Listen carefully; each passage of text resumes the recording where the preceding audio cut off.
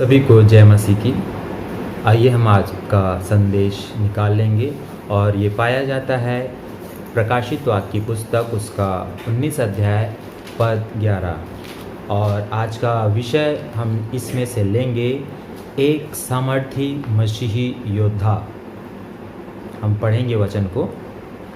फिर मैंने स्वर्ग को खुला हुआ देखा और देखता हूँ कि एक श्वेत घोड़ा है और उस पर एक सवार है जो विश्वास योग्य और सत्य कहलाता है और वह धर्म के साथ न्याय और युद्ध करता है। हालेलुया। मसीही एक योद्धा के रूप में प्रकाशित वाक्य 19 अध्याय उसके 11 पद में हमारे सामने प्रस्तुत होता है। यह दर्शन यूहन्ना ने देखा था और उसने देखा कि एक श्वेत घोड़े में प्रभु यीशु मसीह उस तलवार के साथ न्याय के साथ क्या कर रहे हैं? युद्ध कर रहे हैं। वर्तमान में जब हमारा जीवन इस पापी संसार में पाया जाता है तो हमको भी उस सारे हथियारों को धारण करके इस संसार में रहते हुए हमको युद्ध के लिए तैयार होना है। मेरे प्रियो, एक सामर्थी मसीही योद्धा बनने के लिए आपको कुछ बातों का हमें ध्यान करना है। एक योद्धा जो मसीही योद्धा है वह आत्मिक युद्ध में सहभागी होता है। उसका कोई लेना देना सांसारिक युद्ध से नहीं होता है। मेरे प्रियो, हम देखेंगे एक जो आत्मिक सामर्थी योद्धा है वह आत्मिक युद्ध में सम्मिलित रहता है और उस युद्ध में उसकी अगुवाई पवित्र आत्मा के द्वारा होती है। मसीही जीवन आगे बढ़ने का जीवन है और जैसे एक मसीही विश्वास करके अपने जीवन में आगे बढ़ता है वो अपने जीवन में कुछ बाधाओं को पाता है और यह बाधा उस चालाक और झूठ के पिता शैतान के द्वारा मसीहों के सामने और परमेश्वर की सबसे अच्छी सृष्टि के सामने डाली जाती है ताकि विश्वासी अपने पिता से, अपने परमेश्वर सृष्टिकर्ता से मेल ना कर सके। वो बाधाओं में उनको फंसाना चाहता है और इसी कारण उसे एक योद्धा के समान उस शैतान का, जिसे परमेश्वर के वचन में झूठ का पिता कहा गया है, उसके लिए उसको तैयार होना है। एक मसीही सामर्थी योद्धा क्या है और उसका जीवन क्या होगा, आज इसी बात को हम परमेश्वर के वचनों से देखेंगे। और परमेश्वर के वचनों में हम पाते हैं बहुत से ऐसे उदाहरण जो एक मसीही को योद्धा के समान लड़ने के लिए तैयार करता है। हालेलुया। हम पहला बात देखेंगे इसमें, वह प्रभु की अगुवाई पर चलने वाला होता है। हालेलुया। एक मसीही योद्धा का जीवन प्रभु की अगुवाई में चलने वाला जीवन होता है। उसके जीवन में सिर्फ प्रभु परमेश्वर पिता, पुत्र और पवित्र आत्मा की अगुवाई होनी चाहिए। यदि उसके जीवन में प्रभु की अगुवाई नहीं तो वो अपनी अभिलाषा और शैतान और संसार के अगुवाई में चलेगा। इस कारण हमको तैयार रहना है कि हम हमेशा प्रभु की अगुवाई में चलें। इसके लिए हम पढ़ लेंगे प्रेरितों काम उसका 8 अध्याय और उसके 26 पद में कि यहाँ पास हम देखेंगे जो फिलिप्पुस प्रेरित था वो किस प्रकार प्रभु की अगुवाई में चलना। हालेलुया। पढ़ेंगे इसे हम। फिर प्रभु के एक स्वर्गदूत ने फिलिप्पुस से कहा और दक्षिण की ओर उस मार्ग पर जा जो यरूशलेम से गाजा को जाता है, यह रेगिस्तानी मार्ग है। हालेलुया। फिलिप्पुस को परमेश्वर के दूत ने कहा, है ना। अर्थात हम देखते हैं फिलिप्पुस को मार्गदर्शन प्राप्त हो रहा है कि उसको अब अगली सेवा किस दिशा में करनी है। और हम जब देखते हैं कि फिलिप्पुस उस जगह में जाता है और वहाँ एक प्रधान को देखता है जो अपने रथ पर बैठे हुए यशायाह नबी की पुस्तक को पढ़ रहा था। हम पढ़ लेंगे इसी अध्याय के 39 से 40 पदों तक कि वहाँ वो क्या बात को कर रहा है। जब वे जल में से निकलकर ऊपर आए तो प्रभु का आत्मा फिलिपुस को उठा ले गया और खोजे ने उसे फिर ना देखा। हाँ, परमेश्वर का वचन देखिए, जब फिलिपुस ने सुसमाचार प्रचार कर दिया और खोजा ने बपतिस्मा ले लिया और जैसे ही वो बपतिस्मा लेकर बाहर आए, क्या लिखा है वहां पास? प्रभु के दूत ने उसे उठा ले गया। हालेलुया। देखिए, एक ऐसा अद्भुत सुसमाचार प्रचार करने के बाद एक स्वर्गदूत आता है और उसको उठाकर ले जाता है। और हम देखते हैं जब आगे पढ़ेंगे तो उसको प्रभु का दूत दूसरे स्थान पर ले जाता है और फिलिपुस वहां भी सेवकाई करता है। आज मसीही को ऐसा ही होना है। वो उसकी अगुवाई पिता परमेश्वर के द्वारा, पवित्र आत्मा के द्वारा, प्रभु यीशु मसीह के द्वारा होनी बहुत जरूरी है। लेकिन मनुष्य आज अपनी ही अभिलाषा से, अपने विवेक से, अपने उस स्तर से सेवा करना चाहता है, लेकिन ऐसा व्यक्ति हम देखते हैं बहुत बार असफल हो जाता है। लेकिन जिस प्रकार फिलिपुस ने सुसमाचार की जो सेवकाई की, शैतान के विरुद्ध एक योद्धा होने के नाते उसने सुसमाचार से शैतान को क्या कर दिया? परास्त कर दिया। जो खोजा था, जो बात पढ़ रहा था, वो नहीं समझता था, लेकिन परमेश्वर के वचन जो तलवार के समान है, परमेश्वर के दास ने जब उस तलवार को चलाया, खोजा का हृदय परिवर्तन हो गया। आज हमको भी उस अगुवाई को प्राप्त करना है ताकि ऐसे लोग जो प्रभु यीशु मसीह के उद्धारकर्ता के रूप में आज नहीं जानते हैं, उसको वो ग्रहण करें। हालेलुया। जब तक हम अपने आप को परमेश्वर की अगुवाई में नहीं चलाएंगे, हम सफल नहीं हो सकते।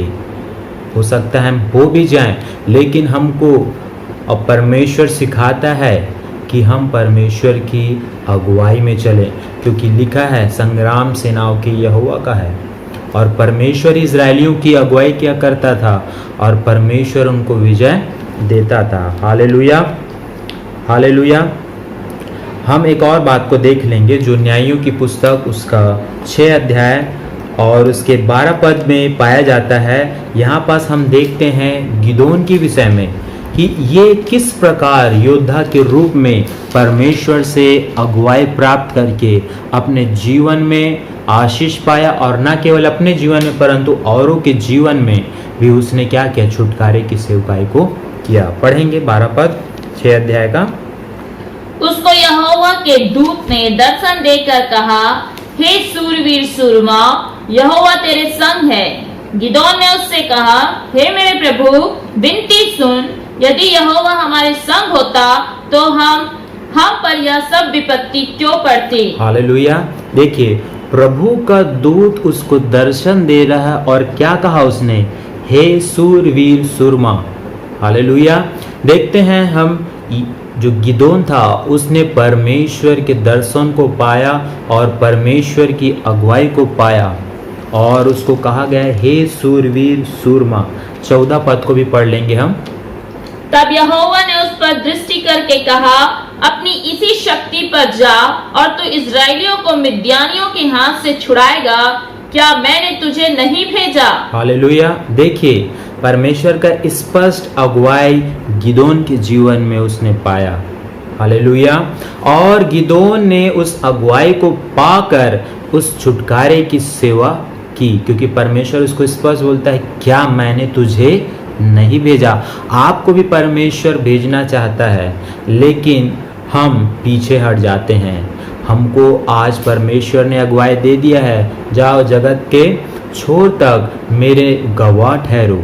लेकिन क्या आज हम परमेश्वर के उस वचन को लेके, उस अगुवाई को लेके, उस आज्ञा को मानकर क्या हम परमेश्वर के सुसमाचार का कार्य कर रहे हैं?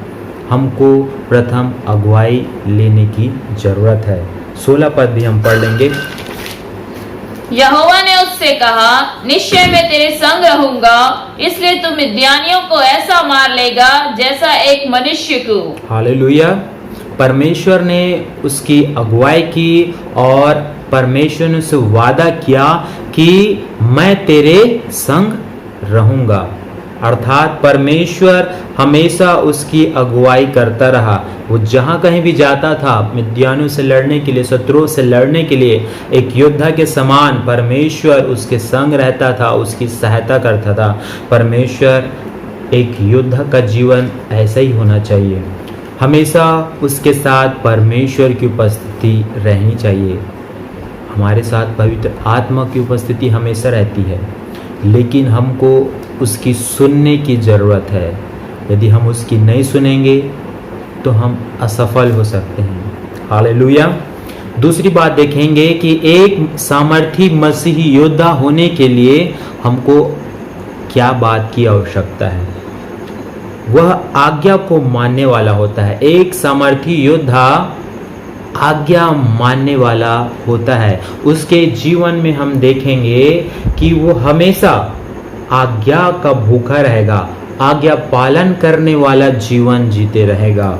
और ऐसा जीवन हम प्रेरितों के जीवन में देखते हैं कि किस प्रकार प्रेरितों ने प्रभु की जो आज्ञा उन्होंने दी थी, अपने जीवन के अंत तक उन्होंने उस आज्ञा का पालन किया। और हम पढ़ लेंगे इसके लिए प्रेरितों काम 1 अध्याय उसके 2 पद को और उसके 4 पद को हम इस पढ़ लेंगे यहाँ पास कि परमेश्वर ने उनको क्या आज्ञा दी थी। उस दिन जब तक वह उन प्रेरितों को जिन्हें उसने चुना था पवित्र आत्मा के द्वारा आज्ञा देकर ऊपर उठाया ना गया, उसने दुख उठाने के बाद बहुत से पक्के प्रमाणों से अपने आप को उन्हें जीवता दिखाया। 4 पद। और उनसे मिलकर उन्हें आज्ञा दी, यरूशलेम को ना छोड़ो, परंतु पिता की उस प्रतिज्ञा के पूरे होने की बाट जोते रहो जिसकी चर्चा तुम सुन चुके हो। हालेलुया। क्या आज्ञा दिया था परमेश्वर ने उनको कि यरूशलेम को ना छोड़ो। वो जो प्रतिज्ञा परमेश्वर ने दी थी उसको जब तक प्राप्त नहीं कर लेते हो तब तक यरूशलेम को ना छोड़ना। और हम जब देखते हैं 13 पद में एक और वचन पढ़ लेंगे 13 पद से। जब वे वहां पहुंचे तो उस अटारी पर गए जहां पतरस और यूहन्ना और याकूब और अंद्रियास और फिलिपुस और थोमा और बरतुल्मे और मत्ती और हल्फई के पुत्र याकूब और शामोन जलोतेश और याकूब के पुत्र यहूदा रहते थे। हालेलुया। तो हम देखते हैं ये सब और इनके साथ लगभग 120 लोग उस आज्ञा का पालन कर रहे थे। और आज्ञा पालन का परिणाम क्या हुआ हम देखते हैं प्रेरितों काम उसका 2 अध्याय और 1 पद से 4 पद को हम पढ़ेंगे कि किस प्रकार जो वहां बैठकर आराधना कर रहे थे, प्रार्थना कर रहे थे, उन पर किस प्रकार पवित्र आत्मा उतरा और वो सामर्थ को पाए। आज्ञा पालन आपको हमेशा ऊंचा उठाने वाला जीवन देता है। हाँ पढ़ेंगे। जब पेंतिकुस्त का दिन आया तो वे सब एक जगह इकट्ठे थे। एकाएक आकाश से बड़ी आंधी की सी सनसनाहट का शब्द हुआ और उससे सारा घर जहाँ वे बैठे थे गूंज गया। और उन्हें आग की सी जीभें फटती हुई दिखाई दी और उनमें से हर एक पर आ ठहरी। वे सब पवित्र आत्मा से भर गए और जिस प्रकार आत्मा ने उन्हें बोलने की सामर्थ दी थी वे अन्य अन्य भाषा बोलने लगे। हालेलुया। देखिए, बोलने की सामर्थ दी थी। परमेश्वर के वचन में लिखा है कि बोलने की सामर्थ है ना। तो परमेश्वर आज्ञा जब कोई मानता है, परमेश्वर उनको सामर्थ से सामर्थ देता जाता है। उनका जीवन बढ़ते ही जाएगा। और वह जीवन किस में बढ़ेगा? सामर्थ में। क्योंकि एक योद्धा के पास अगर सामर्थ्य नहीं है, शक्ति नहीं है, तो वो ज़्यादा देर युद्ध नहीं कर सकता। और इस चीज को परमेश्वर अपनी आज्ञा द्वारा पूरा करते जाता है। जब एक योद्धा परमेश्वर की आज्ञा को मानता है, परमेश्वर उसको सामर्थ में बढ़ाते जाता है। और परमेश्वर बढ़ाएगा, क्योंकि जो उसकी आज्ञा का पालन करेंगे परमेश्वर उसको सामर्थी बनाते जाता है। और प्रेतों के जीवन में ये स्पष्ट बात हम देखते हैं, जब आगे अध्याय को पढ़ेंगे तो परमेश्वर के बड़े बड़े सामर्थ्य के कार्य उनके जीवन से हुए और बहुत से विश्वासी उनके जीवन से आशीष को प्राप्त किए। हालेलुया। और एक और उदाहरण देखेंगे अब्राहम का, जो उत्पत्ति उसके 12 अध्याय 1 पद से 4 पद में हम देखते हैं कि किस प्रकार विश्वास के पिता अब्राहम ने आज्ञा का पालन किया और अपने जीवन में उन आशीषों को प्राप्त किया। पढ़ लेंगे हम इसे, उत्पत्ति 12 1 से 4। यहोवा ने अब्राहम से कहा, अपने देश और अपने कुटुंबियों को और अपने पिता के घर को छोड़कर उस देश में चला जा जो मैं तुझे दिखाऊंगा, और मैं तुझसे एक बड़ी जाति बनाऊंगा और तुझे आशीष दूंगा और तेरा नाम महान करूंगा, और तू आशीष का मूल होगा। जो तुझे आशीर्वाद दे उन्हें मैं आशीष दूंगा, और जो तुझे कोसे उसे मैं श्राप दूंगा, और भूमंडल के सारे कुल तेरे द्वारा आशीष पाएंगे। हालेलुया। और हम देखते हैं अब्राहम परमेश्वर की आज्ञा के अनुसार उस देश को छोड़कर जहां परमेश्वर ने उनको जाने बोला था वहां के लिए निकले। और हम देखते हैं उन्होंने आशीष पे आशीष को अपने जीवन पे पाया, और उसका प्रतिफल ये हुआ कि अब्राहम से परमेश्वर ने एक जाति बनाई, और वो जाति परमेश्वर की प्रजा कहलाई, जिसे परमेश्वर प्रेम करता था। और उसी जाति के द्वारा परमेश्वर ने अपने आप को प्रकट किया यीशु मसीह के रूप में। हालेलुया। तो यहाँ पास हम देखते हैं कि आज्ञाकारिता आपके जीवन में स्थिरता प्रदान करती है, आज्ञाकारिता आपके जीवन में ऊंचाइयों को प्रदान करती है, आज्ञाकारिता आपके जीवन में सामर्थ्य को लाने वाला माध्यम है। लेकिन जिन्होंने आज्ञा नहीं मानी उनके जीवन में हम घटी, श्राप और बहुत से ऐसे चीज़ों को देखते हैं, है ना। इसके लिए हम निकाल लेंगे आदम की जो बात है, होशे नबी की पुस्तक, है ना, छोटे नबियों में से होशे नबी की पुस्तक 6 अध्याय उसके 7 पद में हम देखते हैं, वहाँ उन्होंने आदम के विषय कहा कि वह वाचा का तोड़ने वाला हुआ। जो परमेश्वर और मनुष्य के बीच में एक वाचा हुई थी, परमेश्वर ने जो आज्ञा दी थी, परमेश्वर की वाचा को आदम ने क्या कर दिया, तोड़ दिया। और हम देखते हैं कि जब वो वादे को तोड़ता है, उस वाचे को तोड़ता है, तो उसके जीवन में उस श्राप का सामना करता है। उसने आशीष तो बाद में पाई, लेकिन सबसे पहले परमेश्वर की आज्ञा उल्लंघन का दंड उसको भोगना पड़ा। होशे नबी की पुस्तक उसका 6 अध्याय और उसके 7 पद में आप इसे देख सकते हैं। परंतु उन लोगों ने आदम के समान वाचा को तोड़ दिया, उन्होंने वहां मुझसे विश्वासघात किया है। बस हालेलुया। आदम के समान वाचा तोड़ दिया, है ना। लोगों को कह रहे हैं यहाँ होशे नबी, क्या आज एक विश्वासी का जीवन वाचा को तोड़ने वाला जीवन होना चाहिए? नहीं मेरे प्रियो, एक सामर्थी योद्धा का जीवन आज्ञा को मानने वाला, वाचा को मानने वाला जीवन होना चाहिए। अगर वो वाचा को तोड़ता है तो उसका परिणाम आदम के समान उसको भुगतना पड़ सकता है ना। आदम का जीवन जो परमेश्वर के स्वरूप और समानता में था, वो क्या हो गया, नीचा कर दिया गया। पाप उसके जीवन में आ गया, और पाप उसके जीवन में आया तो मृत्यु भी आई, दंड भी आया, श्राप भी आया। ऐसा जीवन हमको नहीं जीना है। हम देखते हैं राजा साउल का जीवन, पहला शामूएल उसका 15 अध्याय और 11 पद को हम जब पढ़ेंगे, परमेश्वर ने साउल का राजा का अभिषेक किया था, परमेश्वर ने उसको राजा ठहराया था, प्रथम राजा इज़राइल का। लेकिन आज्ञा ना मानने के कारण परमेश्वर ने क्या किया, उसे राजा होने से इनकार कर दिया। पढ़ लेंगे पहला शामूएल उसका 15 अध्याय 11 पद को। देखिए हम यहाँ क्या लिखा है, मैं शाऊल को राजा बना के पछताता हूँ, हाँ। क्योंकि उसने मेरे पीछे चलना छोड़ दिया। हाँ बस, मैं साउल को राजा बनाने से पछताता हूँ, क्यों पछता रहा परमेश्वर? क्योंकि शाऊल ने परमेश्वर के पीछे चलना अर्थात उसकी आज्ञाओं को मानना छोड़ दिया है। 22 पद को भी हम पढ़ लेंगे इसी के।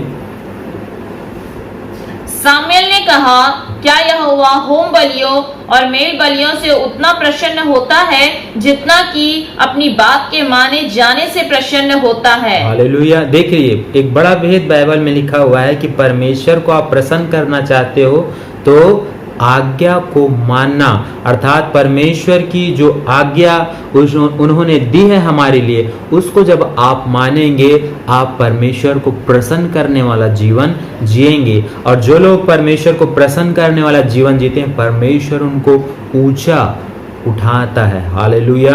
हम देख लेते हैं कि राजा दाऊद ने जो अपराध किया उसके अनुसार उसको परमेश्वर ने क्या कर दिया? इज़राइल का राजा होने से अस्वीकार कर दिया और उसके स्थान में परमेश्वर ने दाऊद को उस राज्य को दे दिया। यशायाह उसका 48 अध्याय उसके 17 और 18 को जब आप पढ़ते हैं तो यहाँ पास हम देखेंगे कि आज्ञा को हमको क्या करना है? ध्यान से सुनना है। आज्ञा पालन से परमेश्वर के काम को हम अपने जीवन में देखेंगे। हम पढ़ लेंगे यशायाह उसका 48 अध्याय 17 और 18 पद को। यहोवा जो तेरा छुड़ाने वाला और इज़राइल का पवित्र है, वह यो कहता है, मैं ही तेरा परमेश्वर यहोवा हूँ, जो तुझे तेरे लाभ के लिए शिक्षा देता हूँ और जिस मार्ग से तुझे जाना है उसी मार्ग पर तुझे ले चलता हूँ। भला होता कि तूने मेरी आज्ञाओं को ध्यान से सुना होता, तब तेरी शांति नदी के समान और तेरा धर्म समुद्र की लहरों के समान होता। हालेलुया। अगर उन्होंने परमेश्वर की आज्ञा को मानी होती तो उनका क्या होता? आशीष उनके जीवन में बनी रहती। लेकिन हम देखते हैं उन्होंने उस आज्ञा को पालन नहीं किया। आज्ञा का उल्लंघन करते हुए अपने ऊपर दंड और दंड और दंड को लाते गए। लेकिन मेरे प्रियो, एक मसीही विश्वासी योद्धा का जीवन हम देखते हैं वो आज्ञा पालन करने वाला जीवन होना चाहिए। तीसरी बात हम देखेंगे कि एक सामर्थी मसीही योद्धा का जीवन कैसा होना चाहिए। वह विश्वास के अधिकार का प्रयोग करने वाला जीवन जीता है। हालेलुया। विश्वास के अधिकार का प्रयोग करना है। प्रत्येक जो मसीही हैं और मसीही योद्धा हैं उनको परमेश्वर ने अधिकार दिया है। हम मसीह में अधिकारी बनाए गए हैं। परमेश्वर पिता ने यीशु मसीह को सारा अधिकार सौंप दिया है और जब हम मसीह में हैं, उसके अंदर हैं, तो परमेश्वर ने हमको भी अधिकारी ठहराया है। तो मसीहियों को भी चाहिए कि वो उन अधिकारों का प्रयोग करें। अगर योद्धा अपने अधिकार का प्रयोग नहीं करता है, अपने कर्तव्यों को नहीं निभाता है, तो वो योद्धा युद्ध में हार जाएगा। हालेलुया। मरकुस रचित सुसमाचार उसका 16 अध्याय और उसके 17 और 18 पद को हम पढ़ेंगे तो वह विश्वासी होने के चिन्ह, अगर जो विश्वासी होगा उनके जीवन में क्या बातें होंगी, क्या अधिकार उनको दिया है, हम उसको पढ़ लेंगे। जो विश्वास करे और 32वां ले उसी का उद्धार होगा। हाँ। परंतु जो विश्वास न करेगा वह दोषी ठहराया जाएगा। विश्वास करने वालों में ये चिन्ह होंगे कि वे मेरे नाम से दुष्ट आत्माओं को निकालेंगे, नई नई भाषा बोलेंगे, सांपों को उठा लेंगे और यदि वे प्राणनाशक वस्तु भी पी जाएं, तो भी उनकी कुछ हानि ना होगी। वे बीमारों पर हाथ रखेंगे, वे चंगे हो जाएंगे। हालेलुया। वो बीमारों पे क्या रखेंगे? हाथ रखेंगे और वो चंगे हो जाएंगे। विश्वासियों को ये चीज अपने जीवन में ग्रहण करने की जरूरत है। एक विश्वासी के चिन्ह प्रभु ने बताए हैं। अगर एक विश्वासी किसी बीमार पर हाथ रखेगा तो वो क्या हो जाएगा? चंगा हो जाएगा। लेकिन आज हम देखते हैं कि हम इस अधिकार का उपयोग नहीं कर रहे हैं। हालेलुया। हमको इस अधिकार का उपयोग करना है। उड़ाऊ पुत्र का जो दृष्टांत प्रभु ने हमको सिखाया है उससे हम देखते हैं जब उड़ाऊ पुत्र अपने पिता के पास वापस आता है तो उसका पिता उसको हृदय से गले से लगा लेता है और सबसे पहले आज्ञा वो अपने नौकरों को देता है, झट अच्छे से अच्छा वस्त्र इसे पहनाया जाए। उसके बाद अंगूठी उसको पहनाई जाती है। हालेलुया। अंगूठी अधिकार को दिखाता है मेरे प्रियो। जब उन्होंने पश्चाताप किया, जब उस पुत्र ने पश्चाताप किया, परमेश्वर पिता के पास वो लौटा, तो परमेश्वर पिता ने उसके वस्त्र को साफ किया, उसे अधिकार प्रदान किया। आज विश्वासी जो यीशु मसीह को ग्रहण किए हैं, प्रत्येक विश्वासी के पास वो वस्त्र होने की आवश्यकता है, वो अंगूठी होने की आवश्यकता है, वो अधिकार होने की आवश्यकता है जो उसको पिता ने उसे दिया है। उस पुत्र के पास अपना कुछ नहीं था, परमेश्वर ने अपना वस्त्र और अपनी अंगूठी उसको पहनाई है और उसका उपयोग उसको करना है। हालेलुया। अगर वो हम प्रत्येक के पास वो वस्त्र और अंगूठी है मेरे प्रियो, हमको उसको क्या करना है? उपयोग में लाने की जरूरत है। हालेलुया। और हम देखते हैं कि यीशु के विश्वास ने, यीशु परमेश्वर ने भी जब वो इस संसार में थे, अपने विश्वास के अधिकार का प्रयोग किया और हजारों और लाखों चंगाइयाँ, छुटकारा और उद्धार का काम परमेश्वर पिता ने किया है। और ये करने का कारण ही था कि मनुष्य जो बातें यीशु मसीह अपने जीवन से कर रहा था, उससे वो सिखाना चाह रहा था कि जैसा मैं हूँ वैसा तुम भी बनो। प्रभु ने उस अधिकार का उपयोग किया। हम बहुत सी जगह देखते हैं जहाँ परमेश्वर चंगाई किया, जहाँ परमेश्वर ने दुष्ट आत्माओं को निकाला, वहाँ पास उन्हें सिर्फ अपने शब्दों से उनको क्या किया? चंगाई दिया। हमको भी अपने जीवन में उस अधिकार का उपयोग करना है। हालेलुया। चौथी बात हम देखते हैं, वह स्वर्गीय बातों का खोजी होता है। एक समर्थी विश्वासी योद्धा सामर्थी अर्थात स्वर्गीय बातों का खोजी होता है। उसे संसार की चीजें नहीं दिखाई देंगी या संसार की बातें उसे प्रभावित नहीं कर सकती, क्योंकि उस योद्धा ने अपना जीवन पूर्ण रूप से परमेश्वर पिता के लिए या उस युद्ध के लिए समर्पित कर दिया है जिसका उसने अपने जीवन में प्रथम स्थान ठहराया है। और हम इसके लिए देख लेंगे कुलुस्सियों उसका 3 अध्याय उसका 1 से 2 पद को जब हम पढ़ेंगे तो वहां पास हम देखते हैं क्या लिखा है, पढ़ेंगे।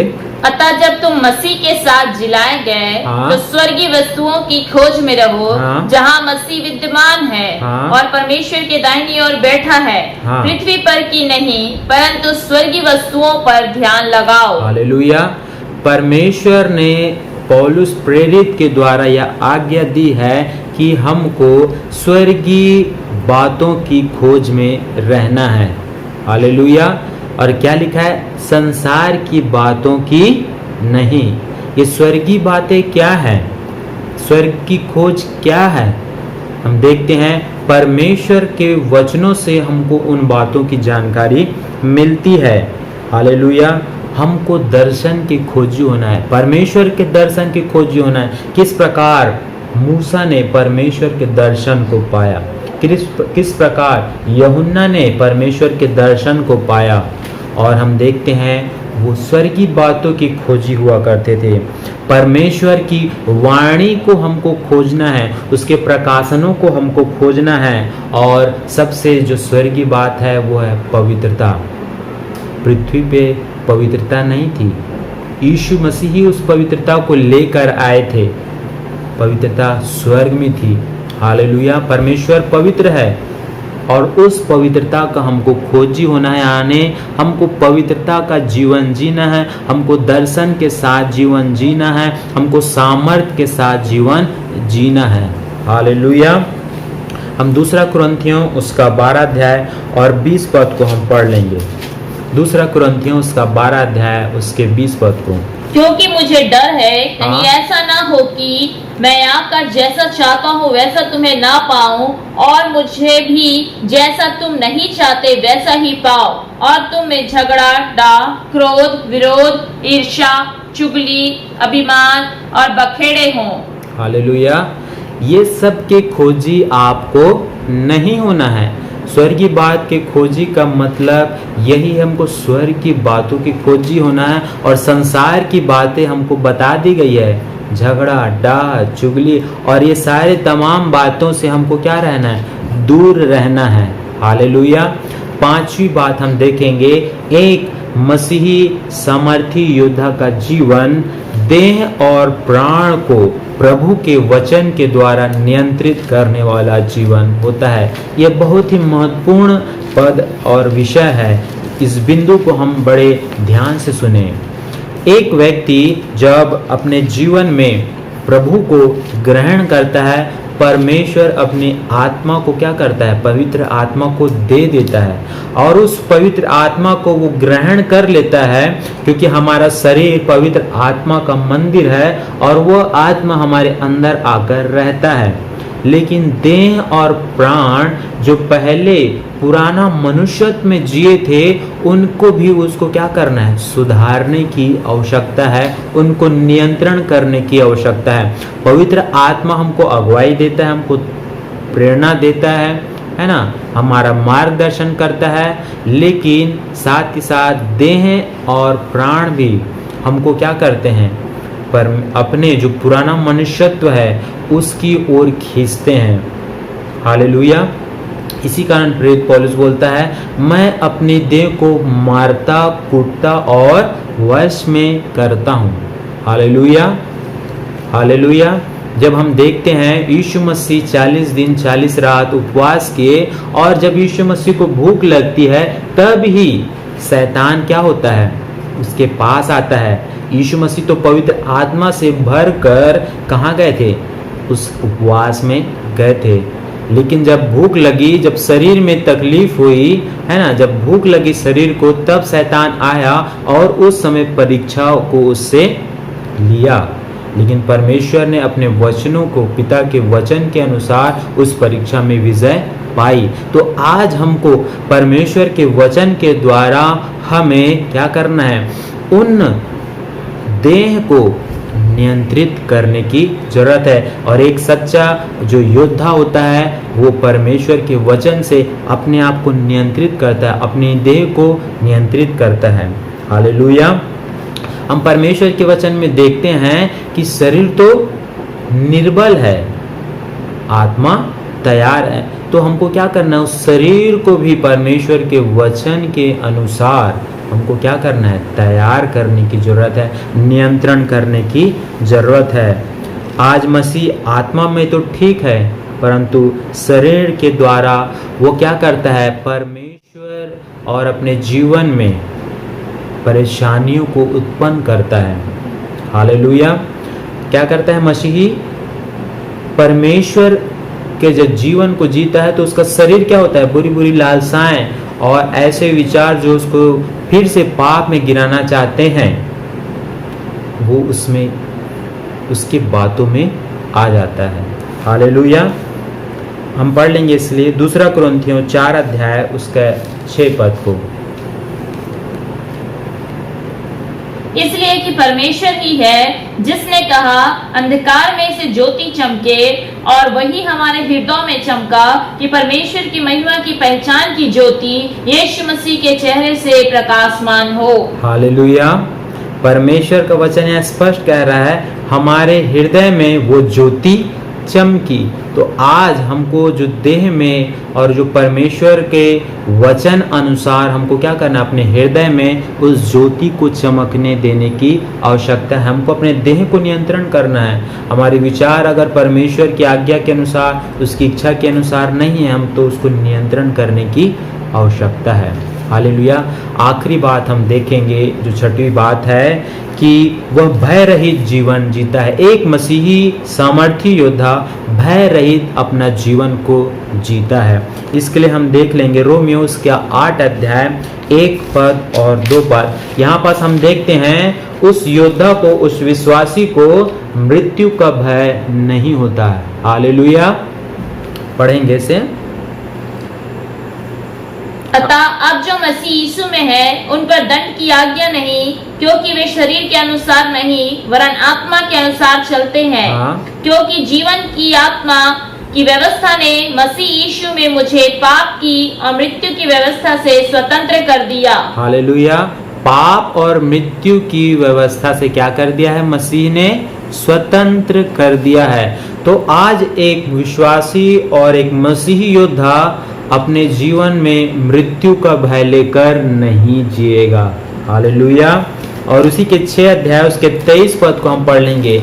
एक विश्वासी को मृत्यु का भय नहीं है, क्योंकि परमेश्वर ने उसको क्या कर दिया है? अनंत जीवन प्रदान कर दिया है। पढ़ लेंगे 6 के 23 में। क्योंकि पाप की मजदूरी तो मृत्यु है, हाँ। परंतु परमेश्वर का वरदान हमारे प्रभु यीशु मसीह में अनंत जीवन है। प्रभु यीशु मसीह में क्या है? अनंत जीवन। परमेश्वर ने हमको क्या कर दिया? अनंत जीवन दे दिया है। अगर जिसके पास अनंत जीवन है उसको मृत्यु का भय नहीं होगा, क्योंकि उसको मालूम है मेरी शरीर तो नाश होगा लेकिन मेरी आत्मा बचाई जाएगी। Hallelujah, hallelujah. हम देखते हैं एक और पद, मत्ती उसका 6 अध्याय 25 पद को देखेंगे और 30 पद को देखेंगे। 25 पद बस और 30 पद वहां लिखा है, पढ़ लेंगे। उनको कल की आवश्यकताओं का भय नहीं होता है। एक योद्धा को और एक विश्वासी को जो उनकी आवश्यकताएं हैं उसका। इसलिए मैं तुमसे कहता हूँ कि अपने प्राण के लिए यह चिंता ना करना कि हम क्या खाएंगे और क्या पिएंगे, और ना अपने शरीर के लिए कि क्या पहनेंगे। क्या प्राण भोजन से और शरीर वस्त्र से बढ़कर नहीं? हालेलुया। परमेश्वर ने यहाँ पास कहा, 30 पद को भी पढ़ लेंगे। इसलिए जब परमेश्वर मैदान की घास को जो आज है और कल भाड़ में झोंक दी जाएगी ऐसा वस्त्र पहनाता है, तो हे अल्प विश्वासियों, तुमको वह इनमें बढ़कर क्यों ना पहनाएगा। हालेलुया। एक विश्वासी और योद्धा को परमेश्वर ने वादा किया है कि परमेश्वर आपकी आवश्यकताओं को पूरा करेगा। लेकिन वर्तमान समय में बहुत से ऐसे लोग हैं जो इन्हीं चिंताओं में पड़े रहते हैं और परमेश्वर से दूर हो गए हैं। मेरे प्रियो, परमेश्वर ने आपको वादा किया है, लेकिन एक सच्चा विश्वासी, एक सच्चा मसीह सामर्थी योद्धा अपने जीवन में उन आवश्यकताओं के भय के साथ जीवन नहीं जीता है। ना एलिया ने जिया, ना यीशु मसीह ने जिया। एलिया को परमेश्वर ने कौवे के द्वारा भी क्या किया? रोटी को खिलाया। मेरे प्रियो, परमेश्वर जब उस घास को उन चिड़ियों को जब खिला सकता है तो आपका मूल्य परमेश्वर की दृष्टि में बढ़कर है। परमेश्वर आपके लिए भी उपाय करने वाला परमेश्वर है। आज हमने देखा कि एक सामर्थी मसीह योद्धा का जीवन कैसे होता है। 6 बातों को हमने सीखा है, तो आपको भी उन 6 बातों का अनुसरण करके अपने जीवन में उस सामर्थ्य को प्राप्त करना है और एक योद्धा के समान शैतान से हमको क्या करना है? सामना करना है। मसीही योद्धा का जीवन आत्मिक युद्ध में, आत्मिक क्षेत्रों में हमको क्या करना है? शैतान के जो जाल हैं, फंदे हैं, बाधाएं हैं, उसको काटते हुए आगे बढ़ने का हमको काम करना है। सभी को जय मसीह।